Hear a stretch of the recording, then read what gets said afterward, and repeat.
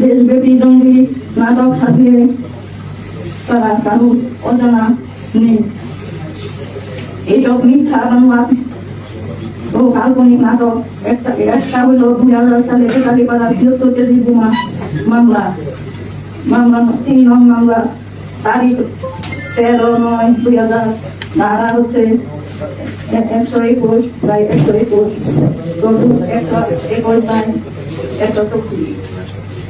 এই মামলা আসামি করে বহু আলেম ওলামা আমার স্বামী মাওলানা আমিরুল ইসলাম সহ দেশ বিভিন্ন আলেম পীর মাশায়েখ মুফতি মুহাদ্দিস ইসলামী চিন্তাবিদ মহান মনীষীদেরকে তাদেরকে আসামি বানিয়ে আসামি করার কারণ হলো তারা দেশপ্রেমিক ভারত বিরোধী। তাই ভারতের লেবারাসি চাইনি বুড়ি হাসিনা ভারতের